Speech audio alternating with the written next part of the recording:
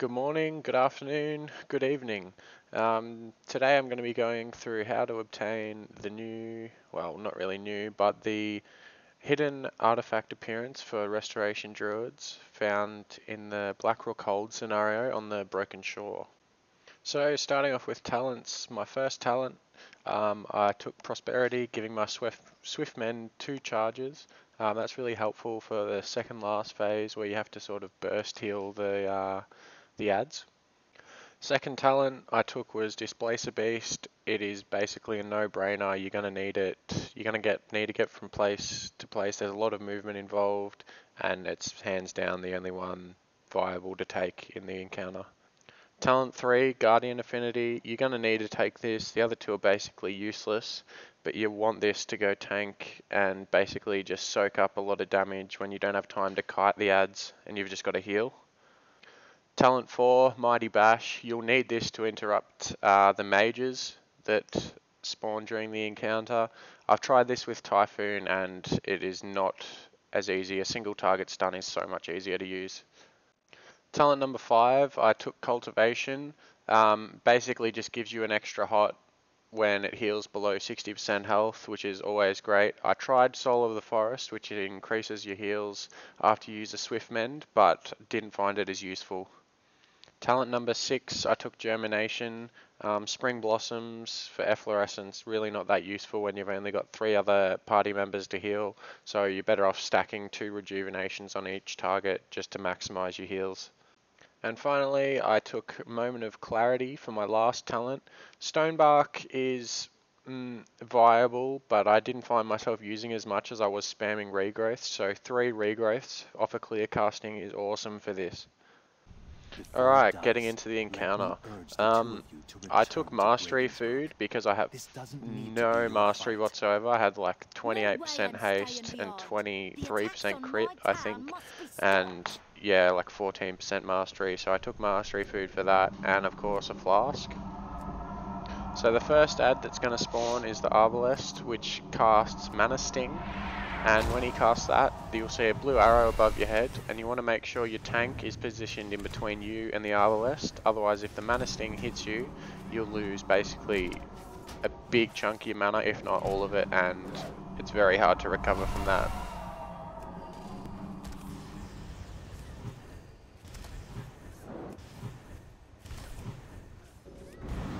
Now the second set of ads you run into is another Arbalest and the Risen Mage. The Mage casts Arcane Blitz, which does a fairly decent chunk of your party's health. It increases the more it casts it. So after it casts it 2 or 3 times, you're going to want to Mighty Bash the Mage to stun it. And that'll reset the stack of his damage pretty much, and you'll be able to, your party will kill him and you'll be able to survive through it. Keep in mind the Arbalest is still shooting his Mana Sting at you, so you want to position yourself behind your tank as well at the same time.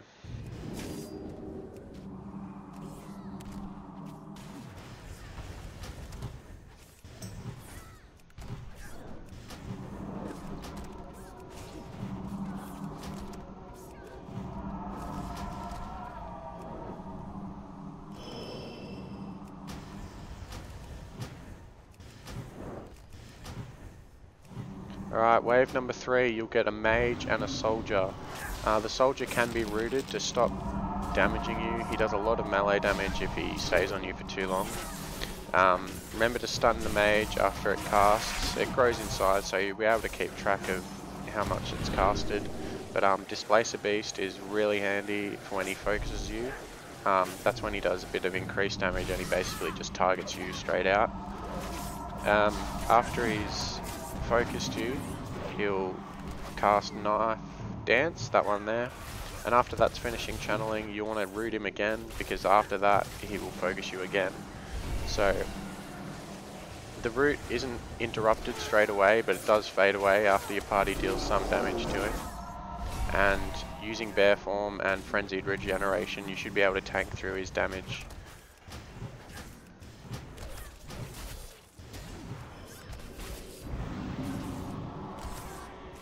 The next wave you'll encounter are 2 soldiers and a Risen Mage. notice I put down Ursoc's Vortex, which sucks them back in. They don't do any damage to me, and I can go and stun the mage without worrying about them. So here I cast Trank, just to get everyone back to full health after they both cast Knife Dance, and same as before, kite them around the room and use your Bear Form if you get stuck. Bear Form and Frenzied Regeneration is really helpful because you take no damage and it regens a lot of your health as well.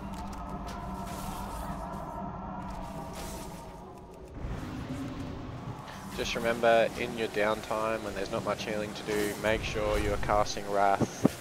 Don't cast Moonfire or Sunfire because they do cost mana, but Wrath is free and you can just spam the shit out of it.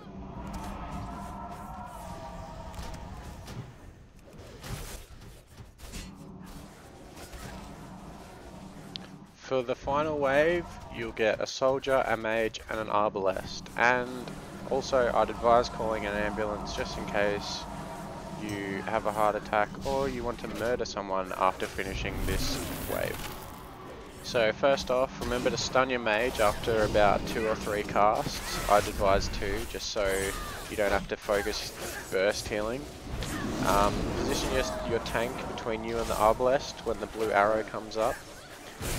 And go Bear Form because you're not going to be able to kite that much during this phase, just because there is so much other shit happening that you need to position yourself behind the tank and all that sort of stuff. You can't kite around the room because you'll just end up getting hit by the mana sting, which will drain all your mana and you won't be able to heal through the rest of the encounter. Remember to use your artifact ability, Essence of Ganir, with Wild Growth. Just spam hots on everyone, innovate yourself for this wave as well. Just basically hot everyone up, wrath down the soldier as fast as you can. Once the soldier's down, you don't have to worry about all the damage he's dealing to you. And then once he's dead, just heal through the arbalest, make sure your tank soaks the mana stings, and you'll be fine. That's the end of the first stage. And hopefully at this point the ambulance has arrived and you'll be safe after you suffer the heart attack you experienced, and your brain probably exploded as well. So there's a bit of downtime now. Use this to heal up, eat your food, get well fed if you don't have it, and you'll be put in this room with all these eyes around you. These eyes will explode when they're killed, doing about half your health in damage. So what I do, I Moonfire 1, 2 at a time, I Wrath 1 down, heal up half my health, and then go on to the next one, which has already been damaged a bit. Moonfire won't kill them, it's just there to bring them down to low health, so you don't have to kill them one by one, you can do them pretty much all in a row.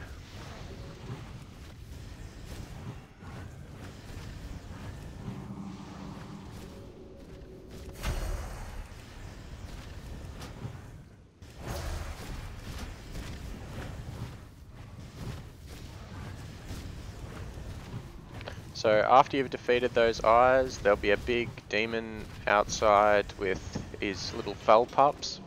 What I do, I Sunfire the Dominator and Moonfire all the little fell bat pups. And then the pups will die to my dots while I can freely just damage the Dominator. If you don't have Moonfire, Sunfire and Wrath on your bars at this stage, you're fucked. So make sure they're there because you're going to be doing a lot of damage. So they'll die to your dots, kill the Dominator, and just make sure you're keeping hots on yourself so you don't die as well. So these fell orbs can be one shot with your dots, just run past them. Now open up this gate and there's 3 injured, I don't know what they're called, souls. You want to heal them up to full as fast as you can. And the little guy in the middle that's running around, he'll fear you, but you can dispel him. So I dispelled him straight away. And then continue healing these up. If they aren't healed to full health and they reach 0 health, they'll transform into either a mage, a hunter, or a soldier, like the ones you just defeated. And they're a pain in the ass because they take way too long to kill solo. So same Arbalest as before. When she casts the Mana Sting, position yourself behind one of the souls you just healed, and they'll absorb the mana sting and then run off. So hot yourself up, dot up the Arbalest, same as before pretty much, but you're gonna have to kill it yourself instead of having your party with you.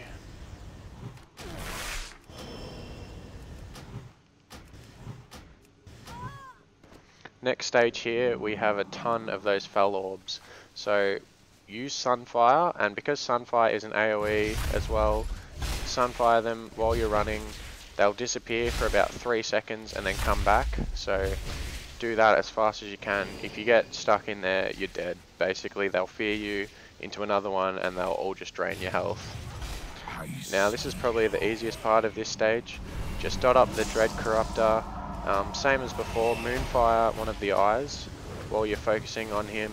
They'll die slowly. Hot yourself up, focus him down, and kill the eyes one by one. Otherwise you'll suffer a lot of damage all at once. So this next stage, after you get past that, your allies will be freed.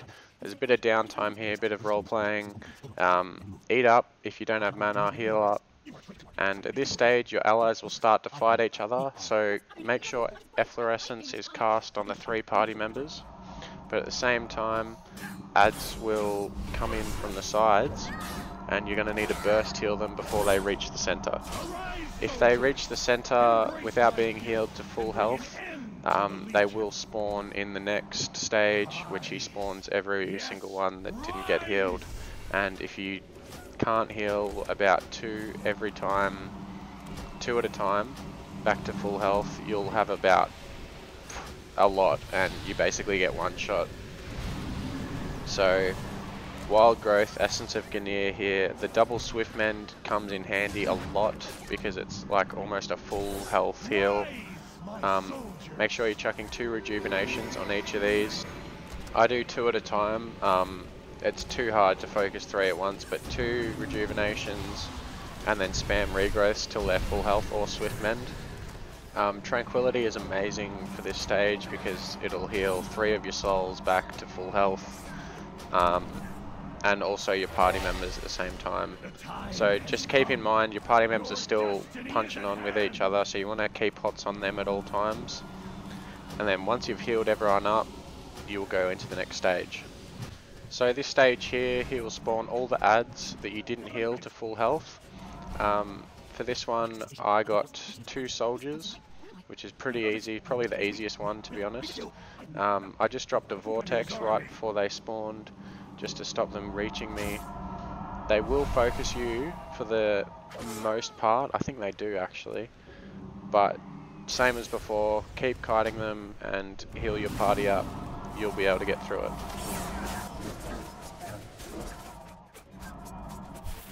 Alright, so the next stage, Urdress Thorn will drop down from his little bubble. He casts 2 abilities. He will jump to you and create a massive green, that green area there, that only does damage to you. So once he's jumped, move to the edge, around the edge of the room, move to the edge of the green circle, just to minimize the amount of green that gets all around the room. If you just run around randomly, the room will just fill up really quickly, so it's best to just stay to the edge, minimize the amount of green he puts around the room. Now the little flaming orb above my head will detonate. You can't dispel it, you just have to be ready when it blows up. It deals massive damage to your whole party, so you're just going to heal up through that. Now basically you just rinse and repeat, move to the edge, heal up, and that's it. Eventually your party will defeat him. I did end up dying at the end of this attempt, but my party survived and they did kill him, which was awesome. And after about 1,000,000 attempts at this stupid challenge, I finally got it. And yeah, I hope you guys can too.